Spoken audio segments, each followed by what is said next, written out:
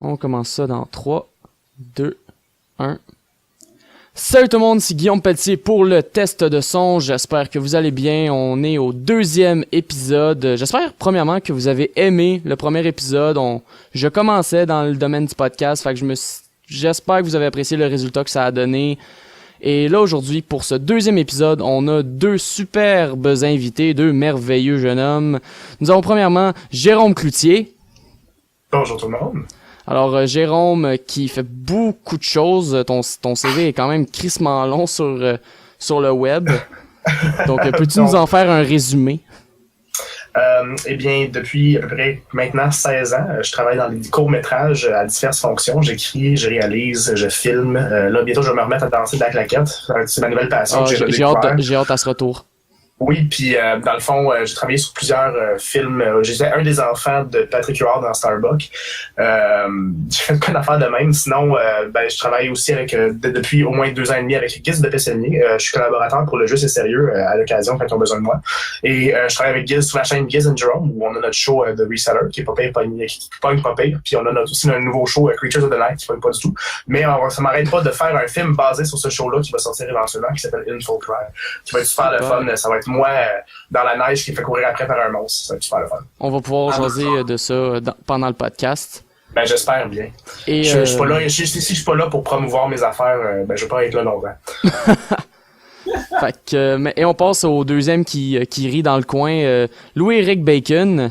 La description parfaite, le gars qui rit dans le coin, c'est moi. Oui, mais ok, tu fais plus que rire dans un coin, tu fais aussi plein de trucs sur le web, même si récemment tu as été moins présent, mais Louis-Éric, pourquoi est-ce qu'on te connaît sur le web? Oh boy, pour foutre la merde en partant, mais on me connaît surtout pour Bacon TV, que j'ai fait Ta Grammaire Sus, la version officielle française de Your Grammar Sucks de Jack's Films, et ensuite on a fait aussi le show on. Et je fais aussi les Jouzeux, que ça pointe pas vraiment, mais on est en train d'essayer de se repartir un petit quelque chose avec ça qui est n'importe quel channel de Let's Play fait tout croche. On fait juste essayer de le faire le plus tout croche possible.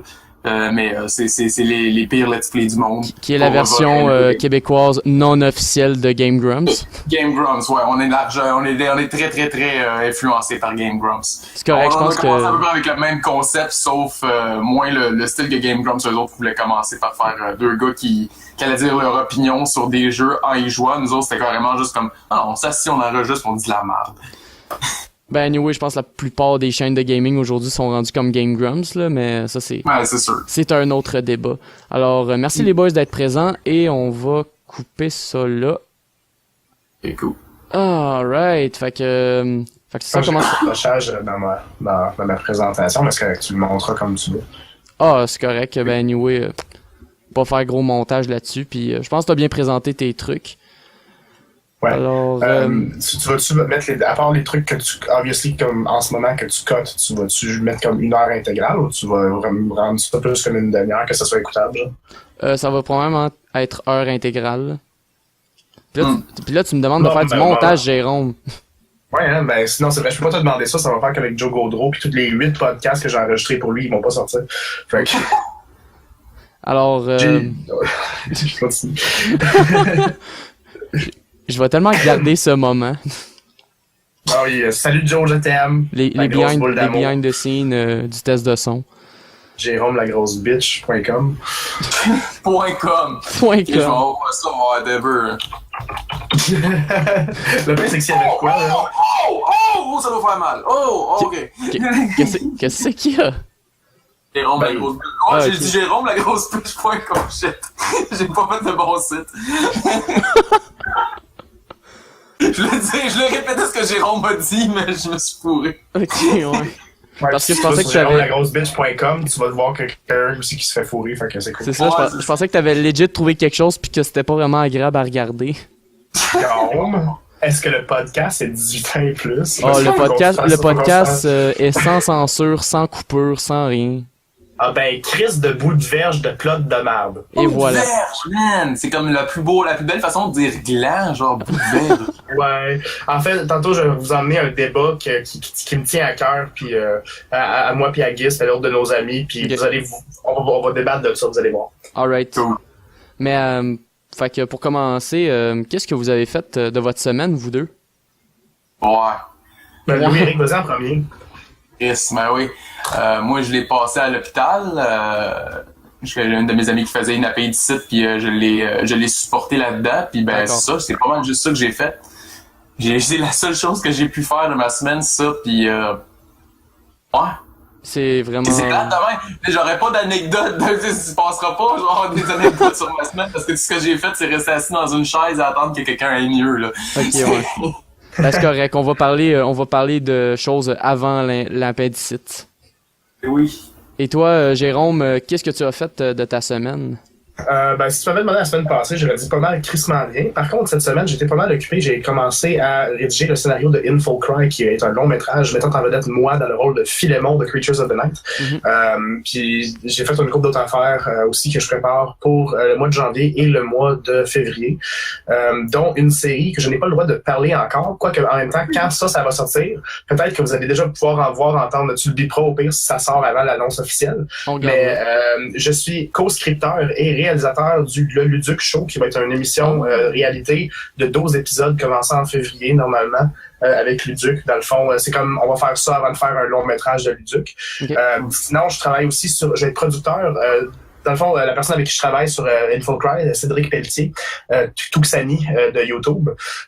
Lui, dans le fond, le deal qu'on va avoir, c'est qu'on pense à partir d'une petite compagnie pour faire des films, éventuellement engager du monde local, puis des amis YouTubers, tout ça, qui ont besoin de job, tout ça. C'est juste que tout le monde puisse s'élever ensemble éventuellement.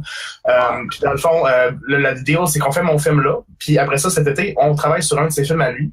Je vais être en tant que producteur, puis en tant que directeur de cinématographie, tandis que dans lui, c'est lui qui s'occupe de la caméra, puis tout ça, que moi je m'occupe de réaliser, puis ainsi de suite, jusqu'à ce qu'on puisse faire assez d'argent pour engager du monde, sortir tout le monde de la misère, puis sortir juste de quoi de bien le fun qu'on peut faire en chum puis en chumette, puis c'est juste essayer de sortir le showbiz québécois de cette relation incestueuse qu'ils ont en ce moment là avec c'est pas Rémi Gérard ou Marie-Louise, c'est pas grand chose, hein.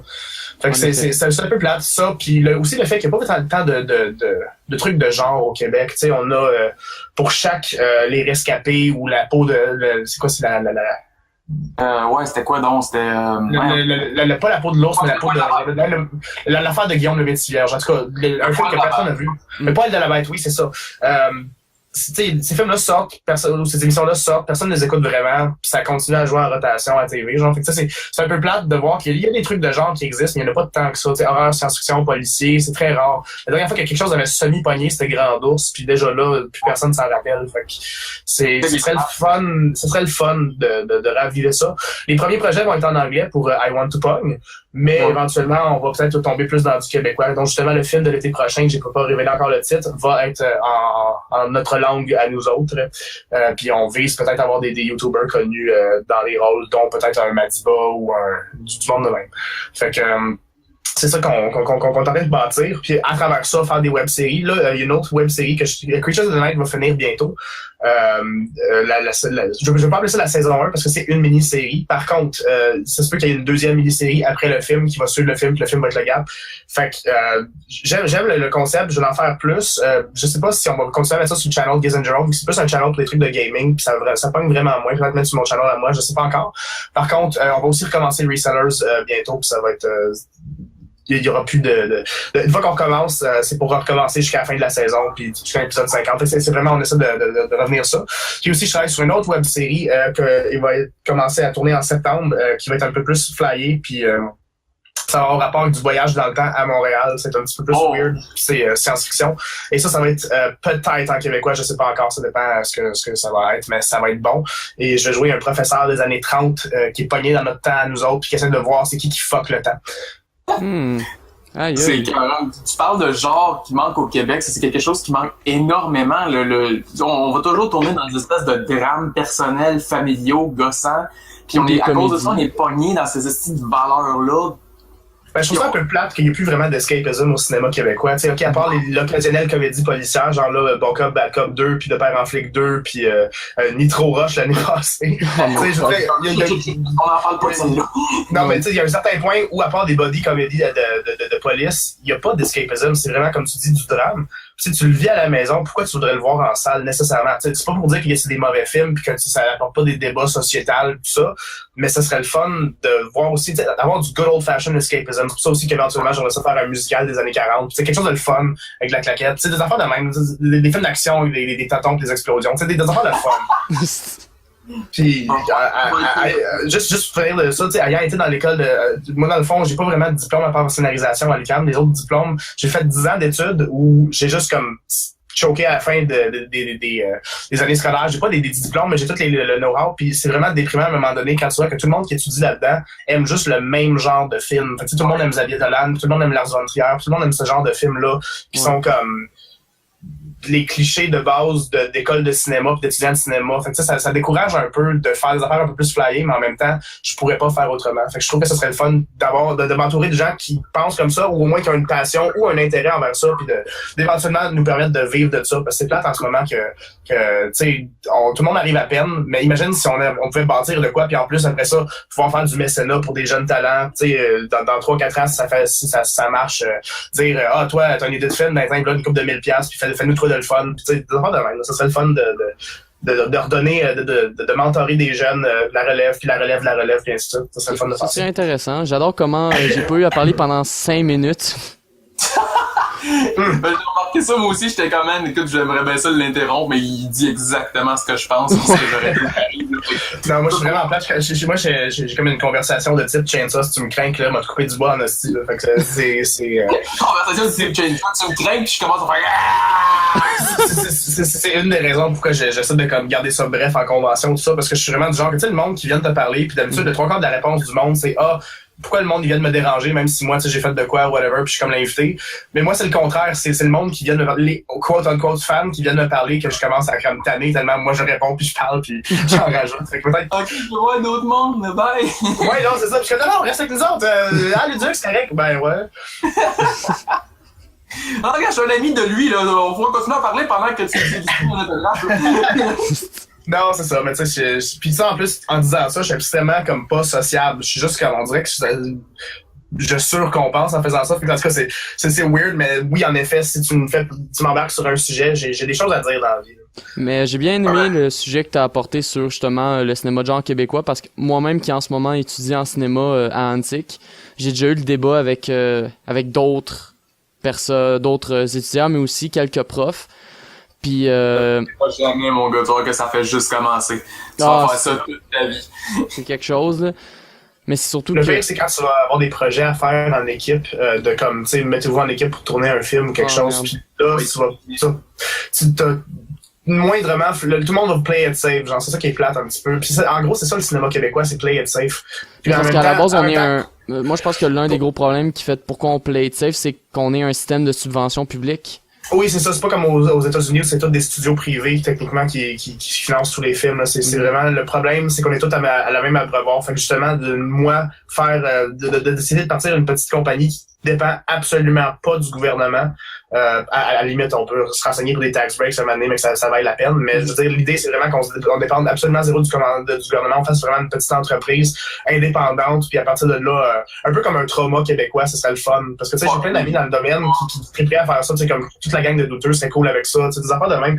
Puis c'est juste qu'il y a pas de monde qui ont assez comme le temps ou l'envie d'apprendre toute la paperasse légale, toutes les affaires pour faire de quoi d'aussi je veux pas dire standardisé, mais d'aussi peut-être encadré que ça. Mais c'est un défi qui me fait pas peur. Puis là, présentement, je suis entre 2 jobs, je suis entre 2 blondes, je suis entre 2 toutes. Fait que j'ai le temps de commencer à peut-être me sacrifier pour la cause. mais faut que tu dises une affaire, c'est que si tu commences un système de même, je pense pas vraiment que le gouvernement va t'aider là-dessus, là. Non, peu importe, je m'en fous du gouvernement. Il s'en fout de moi, je m'en fous de lui, là, tu sais. Je pense pas qu'on doit se baser là-dessus non plus. Faut pas que tu t'attendes à en avoir de l'aide, tu sais. Considère que si t'en as, tant mieux. Si t'en as pas, tant pis. Ben, je pars avec l'idée que j'en ai pas. L'idée, c'est que je trouve des investisseurs privés puis qu'on fasse de quoi d'intéressant avec ça. Puis par la suite, les films sortent, ils font ça. Au début, on commence avec du limited theatrical, tu sais, cinéma beau bien, cinéma dollar. Puis après ça, une vente de DVD. Puis on essaie de rouler de même. Puis éventuellement, faire ça pour des, tu sais, éventuellement, je vais lancer dans la production de films pour d'autres personnes. Puis ça, tu sais, juste, j'arrive, je m'assure que tout va bien, tout est conforme. Puis après ça, puis quand je dis conforme, je parle, tu sais, c'est regardable. Ouais. Pas je touche à votre histoire, whatever, mais ça pourrait justement permettre à du monde qui ont pas nécessairement la chance d'avoir une voix ou d'être écouté. Parce que oui, YouTube, c'est cool pour ça, mais de plus en plus, on parle d'algorithmes, on parle de trucs. Ouais. Personnellement, je pense pas que c'est aussi inquiétant que ça. Je pense qu'en fait, c'est un peu comme le principe de Final Fantasy XIII. Tout le monde disait que c'était linéaire jusqu'à la fin, mais toutes les autres Final Fantasy sont linéaires. C'est juste que si tu vas à gauche ou à droite, tu vas te faire ramasser. Fait que l'idée est que YouTube a tout le temps été un peu comme ça, genre que c'est un peu plus tough à trouver des affaires. Puis tu sais, t'as pas tant de subscribers que ça. C'est peut-être que juste là, ils ont comme commencé à mettre les vraies valeurs puis les vraies données d'une shot. Fait que le monde capote, je pense qu'ils perdent des subscribers, mais en fait, ça se réajuste. C'est pour ça que à chaque fois que tu vois dans tes analytics, ça dit estimated views et non actual views. Mais le problème que moi j'ai plus avec YouTube en ce moment, parce que je comprends le truc des algorithmes et tout ça, moi personnellement c'est pas vraiment la partie du débat qui me fait chier ici, parce que moi là, j'ai rarement fait, parce que moi en fait j'ai l'impression que ceux qui chialent sur les algorithmes et les pertes d'abonnés sont ceux qui font YouTube peut-être pour des raisons, pas nécessairement des mauvaises raisons, mais qui perdent un peu la valeur créative de YouTube. Et on se qui cachera pensent pas plus en si donner en chiffres. Si t'es rendu confortable puis tu vis dessus, tu veux continuer à vivre dessus. C'est un peu grave d'avoir un F5 quand t'as été PewDiePie, tu sais. Non, ça c'est sûr, mais moi la grosse problématique que YouTube me donne en ce moment avec ses algorithmes et tout ça, c'est j'ai l'impression que justement de plus en plus la créativité meurt sur YouTube. J'ai l'impression que les gens créatifs, parce qu'avant, au début de YouTube, puis même il y a même pas de cela quelques années, quelqu'un qui proposait du contenu original pouvait obtenir potentiellement une chance de devenir populaire et de faire que son produit soit ouais, mais il était pas non plus autrefois, il était pas enterré sous des milliers de channels qui essayaient de faire la même chose dans mais la problématique en ce moment, c'est que de channels qui essayaient vraiment là. La problématique en ce moment, c'est que maintenant, si tu veux devenir populaire, t'as une recette toute faite. T'as l'algorithme, t'as du monde qui savent comment marche l'algorithme, fait que t'as déjà une recette toute faite. Tu fais des vidéos de gaming avec des miniatures qui sont faites de même, qui a tant de temps, qui a tant de participation. Aussitôt que t'as une recette, puis je pense que ça revient un peu avec le principe de subvention qu'on parlait tantôt, c'est aussitôt que t'as une recette de même, ça tue la créativité, parce que le gars qui veut devenir populaire va juste dire bon ben j'ai pas besoin de faire quelque chose de créatif, j'ai juste besoin de faire quelque chose qui suit ces guidelines là pour devenir populaire. Fait qu'au final on se retrouve avec des youtubeurs qui font ça pour les mauvaises raisons et qui pourtant deviennent les têtes de proue de YouTube parce qu'ils se font promouvoir partout. Ouais, il y a un autre problème aussi présentement, excusez, je peux OK. Bon, parce que on va faire la comparaison à la limite que c'est quelque chose qui est arrivé même avec le cinéma à la base, qui arrive avec tous les arts éventuellement, tous les arts visuels. Ça commence toujours par quelque chose qui devient tout le monde peut comme ça commence avec tout le monde peut être créatif, tout le monde fait ce qu'il veut, puis il commence par se développer une espèce de formule. Tout le monde veut faire cette formule, c'est là-dessus qu'on se base. Puis après ça, le monde se tente de cette formule-là. Parce qu'on se tente de cette formule-là, il y a une nouvelle forme créative qui arrive. Puis c'est juste tout le temps l'évolution. On est juste dans cette partie plate-là où est-ce qu'on est pris en ce moment à devoir suivre une formule, mais ce sera pas pour toujours. Puis c'est clairement pas la fin de la créativité sur YouTube. C'est juste vraiment une espèce de fallout en ce moment. On est en train de tomber, là. Il y a un autre affaire aussi présentement, c'est que les grosses compagnies commencent à se rendre compte que c'est là que l'argent se fait, parce que la TV traditionnelle, c'est tellement plus un gagne-pain. C'est vraiment comme quasiment juste ils le gardent parce que c'est traditionnel. On s'entend que les codes d'écoute de télévision sont en chute, les codes d'écoute de tous les médias traditionnels sont en chute. Fait que dans le fond, là, t'as de plus en plus de grosses compagnies comme Warner Brothers, toutes des compagnies de même qui se mettent, qui commencent à ouvrir des channels et ou à soutenir des channels spécifiques. Puis après que ça, il y a des deals d'argent qui sont en termes de publicitaire pour YouTube, tout ça. Puis c'est pour ça que qui avait acheté Maker avant, là, fait que ça a commencé quasiment commencé là. Ou bien même qu'on peut encore une fois faire une comparaison au cinéma avec le placement de produits dans les films qui a commencé. Steven Spielberg qui avait fait beaucoup de placements de produits autrefois. On l'avait tout chiolé là-dessus et pourtant ça a pratiquement tout changé. Tu sais, en même temps, moi personnellement, Maker, je peux pas tant chialer parce que j'en fais partie là, avec cool. Non, ça me dérange pas. Mais dans les faits, en effet, c'est il écoute sûrement pas de podcast, Maker. Ben, en tout cas, on prendra pas de chance. Sûrement pas le mien. On parle de tout. J'ai dit que tout était carte blanche pour moi, c'est correct. Mais dans le fond, c'est sûr que c'est plate un peu quand t'as l'impression que, encore une fois, les big boys, ils ont remarqué que le party était ici pis sont venus prendre le contrôle du party. Ouais. Fait que là, s'il y a une nouvelle plateforme, ben, ils vont prendre le contrôle. Mais comme Louis-Éric disait, c'est cyclique. Ça va revenir à une étape créatif. Il va y avoir une période où tout le monde stagne, tout le monde pense qu'il y aura pas comme du renouveau pis ça va être un peu une période dangereusement excitante où, ça va donner le Far West pis après ça, on va Le pouvoir... retour du par web, je suis pas sûr que ça me tente, moi. Ouf! Ben oui puis non, mais tu sais, en même temps, c'est clair que si tu sais, qui c'est qui avait imaginé que Facebook serait Facebook en 2003, mettons, là, tu sais. Ouais, Fait qu'il y a rien qui dit que demain, il n'y aura pas une nouvelle plateforme, même si tout le monde essaie de faire le nouveau Facebook, puis c'est un peu rendu un petit peu dommage que Facebook c'est rendu, ça fait partie du quotidien de tout le monde. Facebook, c'est égal l'Internet dans la vie du monde à cette heure. Fait que c'est vraiment pas... Oh non, c'est dur à faire une comparaison à ce qu'il pourrait faire. Mais mettons, tu sais, peut-être qu'un autre système, comme là, il y avait une Vid.me qui avait l'air de pogner un peu de plus en plus, mais par contre, ça reste quand même que ça semble quand même pas un logiciel, mais ça ressemble quand même à quelque chose qui est un peu hey, me too, I can do a videos too. Fait que c'est tout ce qui est comme imitateur et non innovateur, même si ils ont un crowd, ils n'auront jamais autant de crowd que l'innovateur. Ou en tout cas, celui qu'on perçoit comme innovateur. Parce qu'il y avait d'autres sites d'hébergement de vidéos avant YouTube qui étaient essentiellement des sites pour parler de trucs de pêche, je pense. C'est quoi exactement YouTube? Au début, il me semble que c'était vraiment pour ça. YouTube à la base? Oui, YouTube à la base, il me semble que c'était pour montrer leur voyage de pêche ou quelque chose de même. En fait, YouTube, c'était vidéos plus d'animaux, quelque chose. YouTube, c'était plus un service privé. C'était vraiment genre, tu peux uploader par exemple, justement, tes vidéos de vacances ou whatever. T'es mets sur le site, puis après, t'envoies ça à tes amis sur MySpace, genre. Ils ont eu leur phase aussi dating website parce que tu pouvais rajouter searching for male and female. Oui, c'est ça. YouTube, ça avait commencé aussi comme un dating website. Ça, puis parlant de MySpace, ça c'est un très bon exemple de quelque chose qui était un innovateur mais qui a pris une calice de débarque. Là, on s'entend que MySpace à cette heure, c'est juste bon pour des bandes de musique. Là. Mais faut se dire que MySpace, je pense, avait peut-être aussi une équipe logistique moins grande que ce que YouTube et Facebook peuvent avoir maintenant. Je veux dire, maintenant c'est rendu Google et Facebook, c'est des super machines là, qu'il y a derrière ça. Fait que c'est un peu épeurant de sentir qu'on est juste des engrenages dans une machine, mais je pense que ultimement c'est ça la vie, il faut s'y faire. Il faut another brick in the wall. Or just a welcome to the machine. Voilà. Ah oui. Ouais. On est vieux, on parle de Pink Floyd, c'est grave. Ah, mais hey, je connais Pink Floyd quand même, mais si sous-estime-moi pas.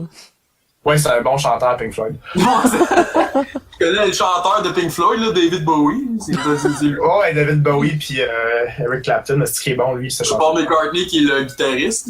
Ben oui, Paul McCartney, tout le monde sait qu'il joue de la guitare puis qu'il est droitier. C'était pas Ringo Starr? Non, Ringo Starr, même en joke, on dit pas qu'il est hot. Ah, c'est ça. Pas une porn star. Non, en fait, Ringo, il est très cool, mais on en reparlera une autre fois. Ça sera un autre sujet de discussion. Des très beaux tableaux de Paint, quand même, hein? On va se le dire. Ah. Oui, ça, puis quand il était dans l'émission Thomas de Train Engine, là. Quoi? Oui, en fait, ok. Codicile. Ringo Starr était Mr. Conductor dans Thomas the Tank Engine dans les premières saisons, puis après ça, il a été remplacé par George Carlin. Fait que, prends-en dans ta pipe. Aïe aïe. Ah, ouais. Le hen. Moi, je me rappelle, à un moment donné, j'avais écouté une vidéo du Fossoyeur de film où est-ce qu'il parlait des gros projets avortés du cinéma. Puis, à ce qui paraît, il y avait eu un projet que c'était Le Seigneur des Anneaux, mais avec les Beatles. Oh, man!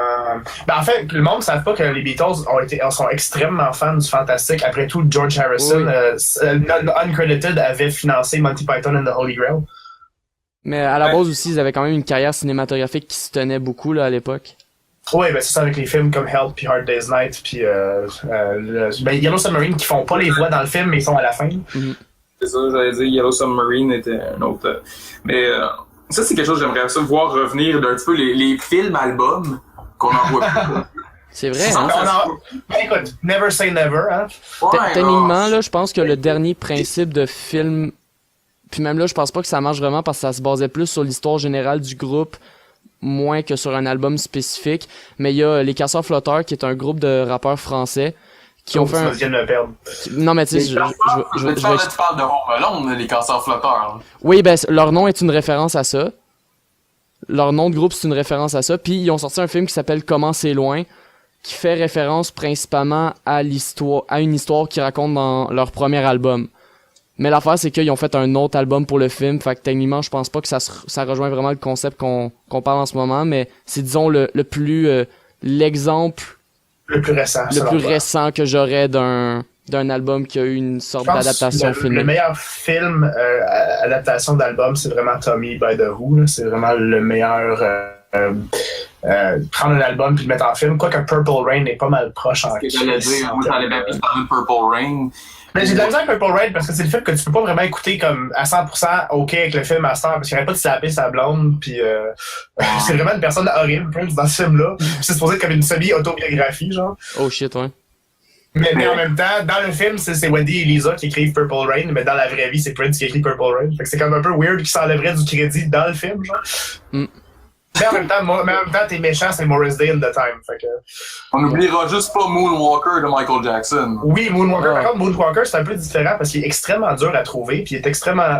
c'est pas comme un film qui est sorti, tandis que Purple Rain a gagné le score du meilleur score, et pendant un instant, Purple Rain avait battu Thriller dans les ventes d'albums. Fait que, fun fact. Another fun fact. Vous apprenez des choses au test de son. Ben, non, écoute, moi, je suis une petite éponge à connaissance. J'avais pas d'amis, c'est ça, dans toute ma vie. On se comprend très bien, on est à peu près au même aussi. On a comme plein de useless facts qu'on connaît trop. Ils ont bien d'affaires. Ouais, mais j'avais beaucoup de temps libre avant. Ça, c'est le fun de déménager à toutes les années au primaire, puis quasiment même 2 fois par année. Tu t'apprends à traîner plus de livres que de monde, mettons. Non, moi, j'avais pas cette excuse-là. J'étais juste tout seul. Mais d'ailleurs, toi, Jérôme, tu viens d'où à la base? Parce que je sais que t'as habité pendant un moment à Sherbrooke. Là, en ce moment, t'es à Montréal. Très, tu vas voir. Je suis né à Pointe-Claire. Après ça, mes parents ont divorcé quand j'avais 6 mois. Fait que je suis allé habiter dans le coin de Saint-Hyacinthe avec mes grands-parents jusqu'à l'âge de 2 ans et demi, 3 ans. Après ça, je suis allé à Montréal. J'ai habité une couple d'années avec mon premier beau-père, qui est comme mon père que je considère mon papa. Après ça, pendant ces années-là, on a déménagé quasiment plusieurs fois à Montréal, plusieurs fois à Belleuil, 2-3 fois à Saint-Hyacinthe, retourné à Montréal. Après ça, j'étais allé à Sherbrooke en 2000. Okay.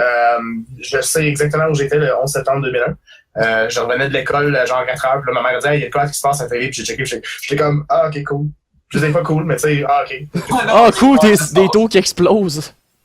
Ben, non, ben, tu sais, c'est parce que, ultimement, je suis complètement powerless dans en tout cas, peut-être couper ce bout-là au montage. Non, mais on comprend ce que tu voulais dire. Anyway, moi, à l'âge que j'avais... J'ai fait mes études secondaires à Sherbrooke, puis après ça, en 2010, je suis venu à Montréal étudier pour un programme que je n'ai pas terminé.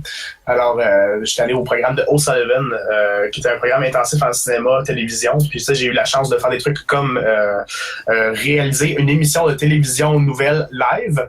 Fait que tu sais, c'était vraiment comme caméra 1, caméra 2. OK, le coupe en plan là, puis c'est super stressant. C'est l'affaire la plus stressante que j'ai faite de ma vie, je crois, professionnellement. Sinon, en part de ça, j'ai fait plein d'études. Après ça, j'ai étudié à l'UQAM, où j'ai eu mon certificat en scénarisation, puis là, je suis en train d'étudier en d'autres affaires que j'ai pas fini, puis je suis comme... j'ai plein de connaissances, j'ai juste pas les papiers qui viennent avec, puis okay, ouais. C'est une des raisons pourquoi je suis encore rendu à faire des films de monstres dans le backyard de mes parents, comme en janvier quand on va tourner Info Cry. En même temps, le backyard de mes parents, c'est quasiment une forêt, fait que ça marche bien. Ça se compense bien, mais en effet, je suis encore rendu à faire des petits films de monstres. Puis toi, Louis-Éric, c'est Mascouche? Terrebonne? Non, Terrebonne, en fait. Ouais, Terrebonne.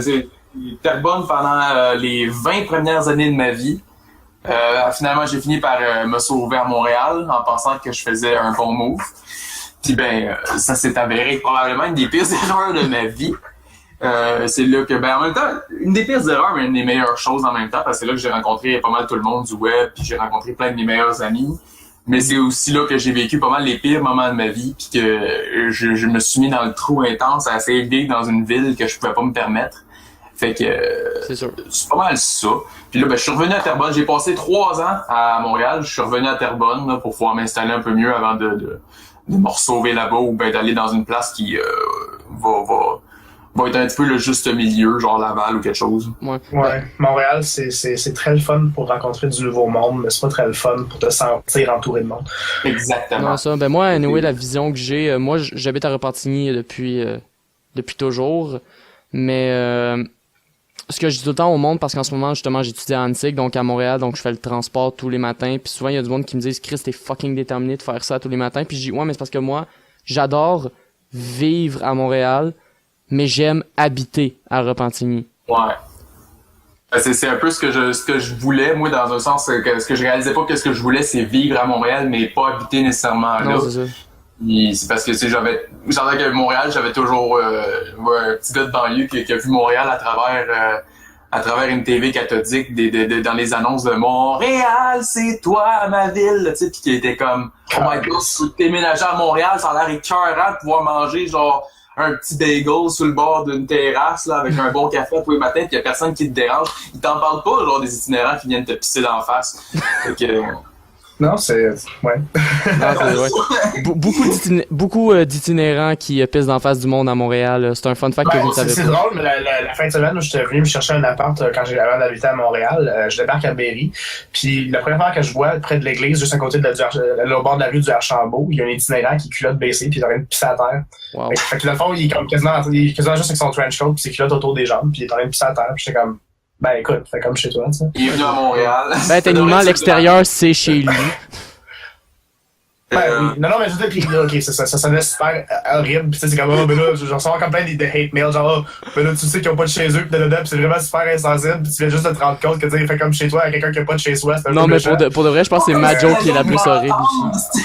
Ils ont pas de maison pour avoir de l'internet pour pouvoir écouter leur podcast, ils savent jamais. C'est exactement. Non, mais je parle du monde raisonnable qui va écouter ce podcast. Ouais, mais- Honnêtement, là, si j'étais... Tu fais ça, là. Honnêtement, si j'étais latino, je pense que mon nom, ce serait Giorgio Inaproprio, là, le meilleur nom. Y a pas de Non, danger. Pour de vrai, là, maintenant que tu l'as dit, j'ai envie de dater une latina, de genre lui faire un enfant, puis que ce soit un gars, puis de l'appeler Giorgio Inaproprio. Est-ce que ça serait épique? Bon, ce serait un long projet de vie, un peu inutile, mais... Ou à la limite une italienne. Oui, aussi, ça pourrait Giorgio marcher. Inaproprio. Fatele tutti la peperepaca, probabilità. Papa de poupée? Ok. Pizza. Papa de poupée. Ouais, non, j'ai comme une réputation un peu de dire n'importe quoi, n'importe quand, fait que, pendant de n'importe quand, n'importe quoi, venez me voir au G-Animé, ou Giz et moi, on va animer la mascarade, fait on va dire, alors cette petite fille-là, elle porte un costume de Hakuno son tonami Torrento no Mokotai Sonto, et vous avez, Il vient de Non, quel mais ça, anime, c'est- ce personnage-là? de Hokuno Koshain Tonomatoi Kuiaitai So Zero. Oh, Zero, c'est important, ça. Oui, c'est ça. Wow, ouais, c'est là.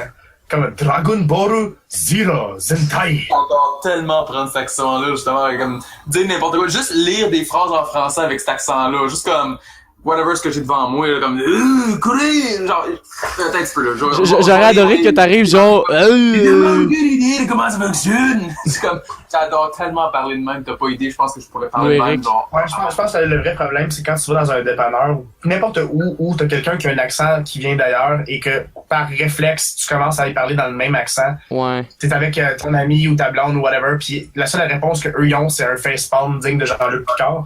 Puis toi, t'es comme ah oui, j'avais acheté ça. C'est comme vraiment absolument horrible. C'est pas méchant, c'est pas raciste, c'est juste ça donne que j'aime les sonorités différentes, puis j'aime les T'essayes de les imiter.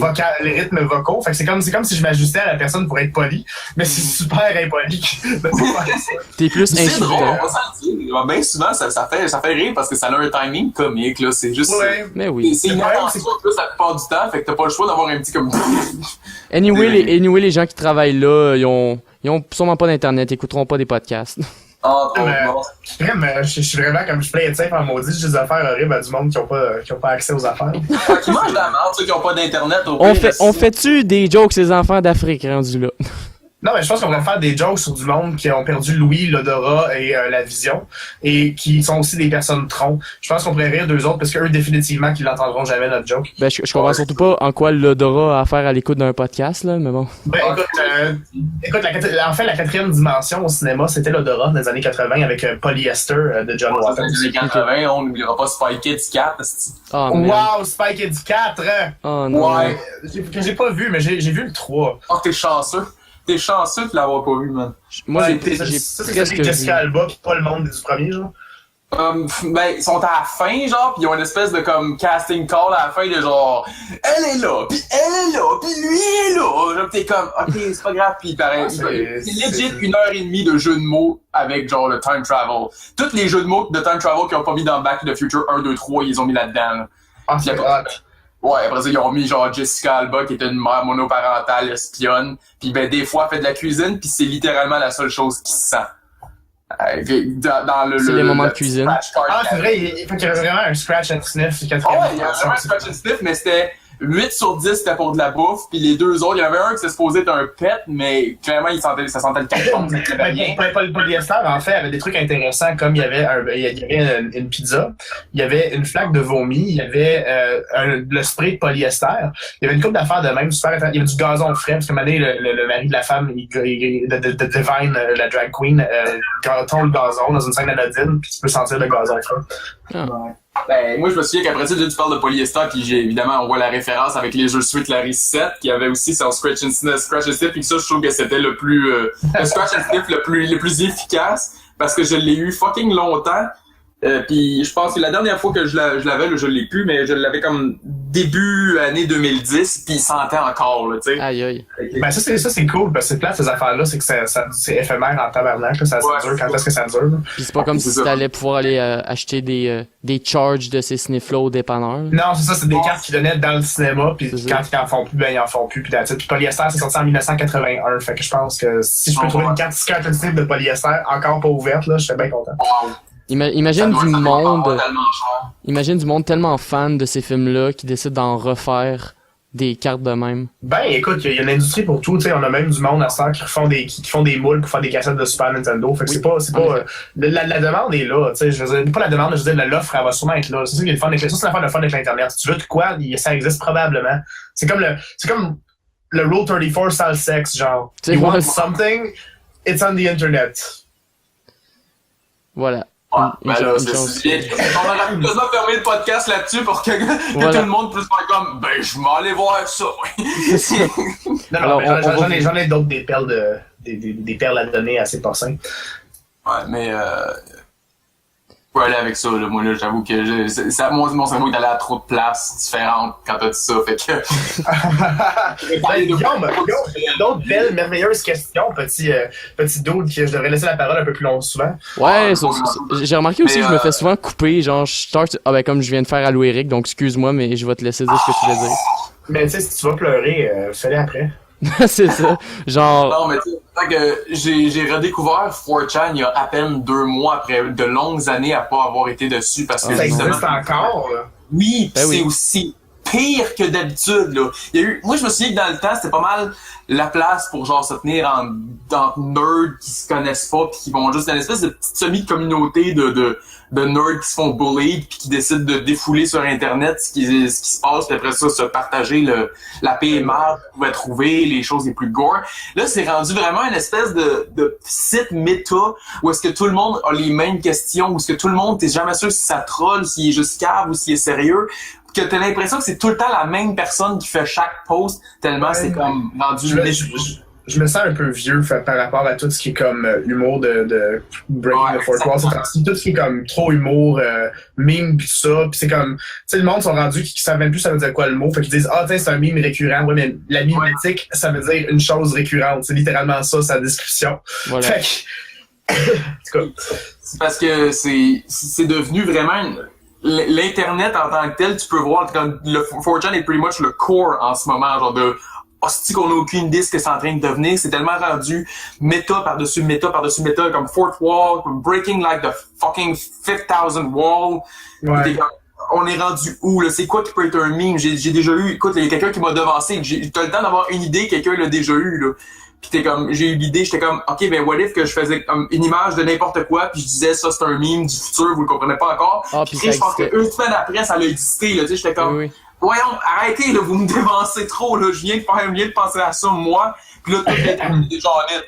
Je suis comme, c'est à quelque part, c'est parce que 4chan a fait un peu, genre, étant donné que c'est une communauté qui a grandi, pis que tout le monde a commencé à parler, ça a fait une espèce c'est comme les philosophes du temps qui se parlaient ensemble, pis qui se partageaient des idées, ben là, on est tellement à vouloir faire ça en même temps qu'on est en train de se surpasser côté philosophie, pis ouais, mais il y a une relation un peu on arrête là, tu sais.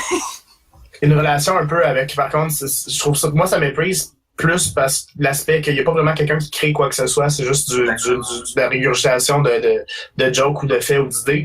Puis, tu sais, je dis pas que c'est juste le monde qui invente des choses qui sont intéressantes. Tu sais, des memes, ça prend quand même un certain talent, mais c'est un peu plate d'avoir maintenant une culture qui dépend tant de ce qui existe déjà par le monde qui font les affaires qui existent déjà, mais sans remercier le monde qui existe déjà. Un peu comme les let's play, puis ça, le gros débat de c'est qui devrait se faire payer par YouTube pour les let's play, de ceux qui ont fait le jeu ou ceux qui jouent le jeu. Fait que tu sais, oui, il y a le côté performance, mais il y aurait zéro performance s'il y avait pas le jeu. Fait que c'est un peu la poule et l'œuf en termes de toute l'idée que t'as une culture entièrement basée sur une répétition de la culture ou un écho de la culture. Fait qu'on a une culture d'écho en ce moment. C'est ouais. Puis ben c'est ce que j'ai de la misère à concevoir où est-ce qu'on va aller après ça. Qu'est-ce qui va en sortir de ça parce qu'au bout de l'écho, il y a plus rien. Ben il y a une critique de l'écho. Et si boire. Ou un écho de l'écho ou à la limite on fait un full circle puis là t'as le monde qui font les vraies affaires, qui intègrent les memes dans les vraies affaires, comme quand Family Guy prend des jokes qui ont pogné sur Internet puis qu'ils le font. Puis anyway, Family Guy, c'est mort là, depuis 5 ans. Là. Fait que c'est ça. T'as-tu écouté des épisodes récents, Family Guy? Non, j'ai pas écouté les épisodes récents de Seth MacFarlane, honnêtement. Là, j'ai voulu me tirer une balle. Ça prend très bien, je te dirais, depuis 1 ou 2 saisons, là, ils ont repris du poil de la bête. Ils ont eu parce que mais ils se reprennent, là. Je connais la saison, c'était juste du gore pour du gore, là, genre, tu sais, mec à se faire arracher la face, nanana, pis c'est comme, c'est plus drôle, genre, ou des petites jokes de Here's Conway Twitty, ou des jokes de 5 minutes qui se prennent le genou, là. Ben, c'est ça, ça a été comme ils ont eu une espèce de séquence de recherche dans leur, mettons, comme pendant 3-4 saisons, est-ce que ça avait plus trop où s'en aller parce que Family Guy a commencé comme étant de l'absurde. Après ça, c'est devenu justement comme du breaking the fourth wall, c'est devenu genre, on répète nos jokes. Puis là, une année, ils en sont venus à, OK, mais on peut pas faire tout le temps la même chose, on veut tout le temps être nouveau. Qu'est-ce qu'on peut faire pour être nouveau encore après ça? Tu sais, fait que... Je comprends juste pas comment ils ont fait pour avoir 3 émissions le dimanche soir qui sont par le même créateur, avec le même esthétique pis tout ça, genre. Ça, c'est carrément parce que le gars ici, quand je dis, t'as-tu entendu sa voix? Tu sais, je pense qu'il pourrait dire, genre, j'aimerais ça avoir un show où est-ce que je chie pendant une demi-heure, puis juste à cause de sa voix, tout le monde va dire oui. Ben, je suis d'accord, mais tu sais, comme, juste les formules sont tellement similaires. Comme American Dad a des bons côtés, mais Cleveland Show, c'était pas mal mauvais de A à Z, là. Ils l'ont cancellé, puis Family Guy ont fait un épisode au complet pour blaster le Cleveland Show de comment c'était la pire merde ever, puis comment... Mais en même temps, il y en a qui vont dire que Cleveland Show était Seth MacFarlane qui essayait de faire son propre spin-off, comme dans les années 80, qui avait tous les spin-offs étaient à chier. Puis, mais tu fais pas une saison entière, tu fais un épisode de joke avec ça. Tu fais un épisode de joke. Ouais, mais tu fais une saison où est-ce que haha c'était drôle, mais t'en fais pas, je pense qu'ils sont rendus quelque chose comme ils se sont rendus jusqu'à 6 saisons avant de... Tu fais pas comme Bob's Burgers doit attendre à être plus tard ou à être enlevé du Animation Domination, on s'entend? Bon. Ça, je sais pas, là. J'ai jamais écouté Bob's Burger parce que ça m'a jamais attiré. C'est pas mal bon, honnêtement. C'est comme si t'aimes Archer avant la saison 5, c'est pas mal le même genre d'humour, tandis que... ouais, c'est ça, True Archer, en ce moment, j'ai écouté la dernière saison, puis je rentre juste pas dedans. C'est plus pareil, parce qu'ils ça faisait longtemps qu'ils disaient qu'ils allaient finir, puis ils ont jamais dit... Ils ont jamais réussi à mettre une vraie fin à Archer, puis là, ben, ils sont plus capables de vraiment le finir parce qu'ils en rajoutent toujours, puis... Parce que c'est pas il y a pas de longévité dans l'absurde, je crois. Faut vraiment que tout le temps que tu innoves, pis ça. Pis c'est pour ça que Monty Python, ils ont fait 3 films, puis ils ont give up après, là. Fait que, exactement. Ben, là, on parle pas de la série, par exemple, parce que Monty Python... Ils ont fait un show, mais c'est quand même des épisodes de 20 minutes, puis ils ont quand même fait ça juste 2 ans, là. Fait que c'est pas si pire. C'est pas comme... On est rendu à la saison là. 2 ans, mais 1 an de trop, là, parce que dans les derniers épisodes, là, ça devient pénible. Ouais, mais c'est ça. Puis tu sais, en même temps aussi, là, le Graham Chapman, il est mort, puis il y avait des affaires de même. Fait que c'est ça. Mais c'est pour ça que les meilleurs shows, même surtout les animés ou les shows de comédie, les meilleurs shows, c'est ceux qui finissent ou qui durent tellement longtemps qu'ils se réinventent. Comme les Simpsons, ça devient pas pire. Depuis 1 an ou 2, ça aussi, je trouve que ça commençait à se reprendre. South Park, c'est un excellent exemple de se reprendre malgré le fait qu'ils sont rendus à 20 saisons. Ouais, la dernière saison, j'ai pas écouté celle qui vient de passer là, j'ai écouté celle de l'année passée, puis elle, je trouvais que j'étais un petit peu déçu ou blessé sur ma fin. Toute l'affaire de Safe Space, c'était super intéressant, mais la finale, c'était un non-finale, genre. C'était comme un épisode qui je pensais rien qui indiquait que c'est une finale, fait que je trouvais que ça laissait un petit peu sur ma fin. Ben ça, c'est le mauvais côté de justement faire exactement comme tu fais avec The Resellers, de le faire tout le jour, genre, sort l'épisode la semaine prochaine, puis il a rien fait encore, là, tu sais. C'est un chat qui te dérange? Ouais. Non, désolé, fallait juste que je prévienne, puis en même temps, vous étiez tellement partis à la discussion. C'est vrai! En ce moment, je suis l'animateur qui se fait, genre, complètement pogner son show. Mais non, mais c'est parce que t'as invité Jérôme, c'est ta crise de faute, là. Ouais, je vais finir ça avec, on parlait de show qui est fini, Gravity Falls. S'il y a un des shows... J'ai pas encore écouté Gravity Falls. J'ai écouté la saison 1. J'ai C'est trouvé ça tellement très bon. Gravity Falls. Et c'est rempli de détails, puis il y a 2 saisons, c'est comme, j'en voulais pas plus, c'est correct. Une méga finale incroyable qui fait full circle avec tout le reste de la saison. T'as fini là, puis le créateur a dit, j'en fais plus.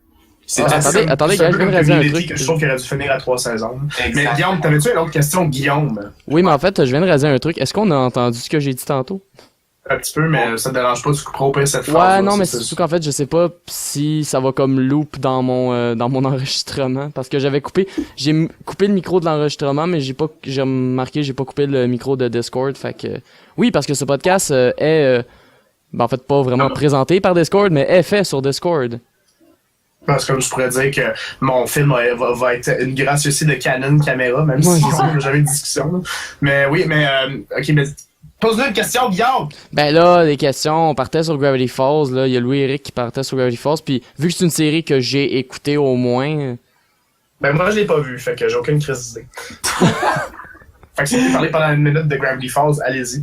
Ben, y a pas grand chose à dire, j'ai pas mal fait le tour avec Gravity Falls. Fait que c'est une série avec énormément de détails dans son animation qui est autant pour enfants que pour adultes, dans le sens où les enfants vont trouver drôle la petite joke de la fille qui crie fort, mais l'adulte va écouter ce que la fille qui crie fort dit puis rire de la joke et comprendre la référence. Ouais. Fait que, c'est toujours ça qui est incroyable. Puis pour une série de Disney Channel, Disney XD, là, comme ils l'appellent, là, c'est vraiment fucking bon. C'est un des meilleurs shows que j'ai vu dans ma vie. Puis ben c'est ça, c'est un show qui finit après 2 saisons puis que c'est comme fini là. C'est comme il y en aura pas d'autres. C'est ça, le créateur a vraiment dit j'ai raconté tout ce que j'avais à raconter. Fait que d'ailleurs j'ai regardé juste la saison 1, faudra que je regarde la saison 2 pour voir parce qu'à ce paraît c'est une méchante. La saison 2 est la meilleure saison. Fait que ouais. Bon. Fait que y a-t-il autre chose? Hein? Ben sinon vu qu'on est rendu à 46 minutes d'épisode, dont vous avez pris sûrement 30.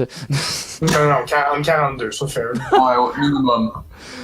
On va peut-être parler aussi, je pense que ici on est quand même 3 créateurs qui soit récemment ou en tout cas dans la dernière année avons eu quand même des downs de création de contenu. Louis-Éric qui parlait justement que ça fait 5 mois ça que t'as pas fait de vidéo. J'ai pas fait de nouveau contenu sur mon channel YouTube. J'en fais comme veux pas un petit peu sur Facebook, des tests, mais rien qui est gros, là, rien que je peux dire que c'est un vrai effort, là, mettons. Puis Jérôme aussi qui disait ben là Research c'est que ça fait 2 mois que vous êtes pas en possibilité de tourner puis il y a eu plusieurs facteurs dont notre lieu de tournage est en rénovation. Fait que ça même si on pourrait faire des histoires hors du lieu de tournage, ça pourrait changer ça. Puis sinon, d'un point de vue, tant Giz est occupé avec Outer Minds de travailler sur PewDiePie Tuber Simulator. Puis moi, dans le fond, j'ai une couple de différences dans ma vie côté personnel puis côté professionnel. Fait qu'il faut que une fois qu'on va remettre sur track, ça va recommencer comme du monde. Là. Ben justement, j'aurais peut-être une question justement pour vous. C'est comment vous faites justement pour vous remettre... Parce que moi, ça m'est arrivé plusieurs fois en tant que YouTuber d'avoir justement des up and down, puis d'avoir des moments où est-ce que genre, je feel que je pourrais produire 24 petits films puis 30 séries YouTube en même temps, puis des moments où est-ce que j'essaye juste de faire ne serait-ce que genre un numéro d'humour puis je suis pas capable de rien écrire. Vous, comment... Mange pas une balle dans la tête puis prends ça un jour à la fois. Exactement, je te dirais de juste commencer à dire de pas te mettre de stress à ce que tu dois sortir une vidéo à chaque semaine. Essaye de pas suivre trop. Si tu peux fais-toi un horaire parce que c'est sûr que ça va être bon pour t'organiser et tout ça. Mais si t'es pas capable de le suivre, va pas non plus tomber en déprime parce que tu l'as fait comme j'ai déjà fait. La première fois que j'ai fait une web série, c'était en 2009, puis rendu en 2011, 2 ans plus tard. Je commençais à manquer de jus sur ce que c'était, puis je commençais à plus trop savoir. Puis c'était un épisode par semaine pendant 2 ans. Puis quand j'avais plus d'idées, rendu à la fin, j'avais plus d'idées, puis je savais plus quoi faire, puis je m'en voulais à mort à chaque fois que je manquais une semaine, juste parce que j'avais pas d'idées. Fait que puis après ça, j'ai appris justement comme ben fais-toi-en pas à ce point-là. Le monde sont pas dans notre tête on se dit que genre on va tout perdre, on va tout perdre notre audience parce qu'on n'a pas fait un épisode pendant une semaine puis tout le monde va nous oublier, mais c'est pas vrai du tout là, tu sais. Fait que saute une semaine ou 2 ou 3 ou 1 mois, 3 mois, quality over quantity, c'est ce que je dis toujours. Bon, ben ça c'est au niveau personnel. Par contre, au niveau de YouTube, si tu veux décupler ton auditoire, c'est vraiment quantity over quality. Ah, ça, c'est par contre, le meilleur moment de comme dérailler la track, c'est vraiment le mois novembre-décembre, parce que c'est les mois où le monde sont en dedans puis regarde le plus de vidéos. Comme moi, personnellement, en ce moment-ci, Giz and Jerome, on a fucking plein de views, puis on n'a pas eu de vidéos depuis un mois. Fait que c'est vraiment intéressant, en tout cas, de mon expérience personnelle, c'est vraiment le mois où tu peux te permettre de peut-être dérailler un petit peu, parce qu'imagine si tu faisais des vidéos, ben là, tu aurais 1 million de views. Là. Fait que c'est vraiment l'idée que... ouais, c'est ça, c'est mieux que tu prennes un break que tu vis sous la pression de tout le temps créer. Par contre, d'un autre point de vue, c'est clair qu'il y a quand même des ramifications, tu vas quand même perdre des subs, tu vas quand même perdre des choses, mais c'est du monde qui vont venir une fois que tu reviens sur track, ou c'est du monde qui n'allait pas rester ou qui t'écoutait pas vraiment anyways. Un peu comme quand PewDiePie disait qu'elle allait fermer son channel. Ouais. L'avantage de ça aurait été que son deuxième channel qu'il ferait, il y aurait peut-être juste 2-3 millions dessus, mais c'est 2-3 millions de monde qui ont cliqué sur subscribe dernièrement. Tandis que là, il y a comme 50 millions, mais il y en a comme tout le temps juste 2-3 millions de views par vidéo. Fait que l'idée est que, tu sais, si même PewDiePie a pas plus que 6% de son auditoire de subscribers qui regardent ses vidéos, ben, c'est quoi l'espoir pour le reste de nous autres? Fait que, tant que tu fais ce que t'aimes, c'est pas ton gagne-pain, fais ce que t'aimes, puis quand ça devient ton gagne-pain, ben, fais ce que t'aimes de la manière la plus fonctionnelle pour toi. Puis un autre truc que je peux faire aussi, c'est avant de commencer une série récurrente, faisant une coupe avant. Comme ça, tu vas pouvoir au moins avoir un mois de buffer ou quelque chose sur 4 épisodes. Ouais. Ben, ça, puis à la limite, trouve-toi un concept qui est rapide à faire. C'est comme dans le temps, justement, quand je faisais une série, que c'était un épisode par semaine, c'était pretty much comme Philippe DeFranco dans le temps. C'était allumer une caméra, de la merde en avant, presque tout improvisé. Puis c'est sortir ça, tourner ça le mercredi, sortir ça le vendredi, puis c'était fait. Oh, le montage prend plus de temps que la production de ça. Well, ben, c'est quand même une belle manière de finir l'épisode. Fait que, en fait, je veux dire, de commencer l'épisode, am I right? Ouais, c'est ça. L'épisode, c'est quoi ça un épisode? Qu'est-ce qui se passe? Ouais, je sais pas. J'avais complètement oublié qu'on faisait un podcast. Moi, je pensais que je discutais avec des chums. Ben oui, on discute. C'est une discussion. J'ai ma 4e bière, puis tu vas me dire qu'on n'a pas encore commencé l'épisode, là, ça va aller mal dans ça. Ah, mais non, t'inquiète. Là, on va commencer l'épisode. Donc, et oubliez pas aussi qu'il va falloir enregistrer vos plugs à vous deux pour la fin. Alors, ouais. On commence ça dans 3, 2, 1. Oui, alors moi j'étais Jérôme Cloutier. Alors vous pouvez me rejoindre sur la chaîne YouTube Giz and Jerome, donc youtube.com/GizDP. Et aussi occasionnellement sur le jeu c'est sérieux, je vais faire une coupe d'apparence ici et là éventuellement. Sinon sur Twitter à dgoblin, DGOBLIN. Vous pouvez me suivre sur Twitter. Pour l'instant, je pose juste des tunes des années 80-70 que j'écoute pendant que je fais de l'écriture, mais des fois, je poste des affaires intéressantes à propos des futurs projets, dont Info Cry, qui est un long métrage qui va sortir éventuellement, potentiellement en salle et sur DVD. Et à part de ça, ben, je vous aime tous. Vous êtes tous mes enfants maintenant. Moi, en ce moment, on peut surtout me suivre sur Instagram, Snapchat, un petit peu sur Facebook, quoique je mets pas toutes les posts publiques. Et si vous voulez voir mes anciens projets, il y a Bacon TV là, sur YouTube. Et bientôt, vous risquez de me voir dans d'autres affaires. Puis aussi, à temps partiel, je suis le chanteur de 30 Seconds to Mars. En tout cas, c'est ce qu'on m'a dit. Merci beaucoup d'avoir écouté le 2e épisode du test de son. Alors dans le dernier épisode, j'avais dit que le show serait sur iTunes et sur Google Play, mais je savais pas que c'était beaucoup plus compliqué que ça paraissait. Alors finalement, l'émission ne sera pas disponible, mais vous pouvez retrouver le test de son, bien entendu, sur les ondes de puissance maximale tous les vendredis à 7h. Vous pouvez aussi liker la page Facebook pour savoir quand les nouveaux épisodes sortent. Vous pouvez les trouver sur ma chaîne YouTube Guillaume3232 où est-ce qu'ils sont uploadés sous forme de vidéo.